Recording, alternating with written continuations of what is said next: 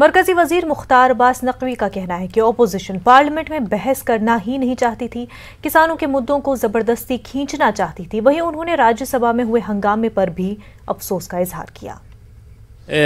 किसानों के कंधों पे बंदूक और कॉन्स्पिरेसी का संदूक लेकर के, तो हम तो उनसे यही कहना चाहते हैं कि देखो बेईमानों, तुम ये काम न करो, किसानों का नाम बदनाम मत करो। किसानों के नाम पर जो हंगामा और हाहाकार है सिर्फ फ्रॉड है, झूठा है, और इस बात को वो खुद भी जानते हैं। इसलिए उनके पास न तर्क है न तथ्य है, केवल जो है वह हाहाकार और हंगामा मचाने का मुद्दा है। इसको कहते हैं चोरी और सीनाजोरी, इसको कहते हैं। उन्होंने ये हंगामा किया, हिंसा किया, उसमें शर्मिंदा होने के बजाय ट्वीट कर रहे हैं, उसको सोशल मीडिया पे डाल रहे हैं उस वीडियो को, विपक्ष के ही लोग।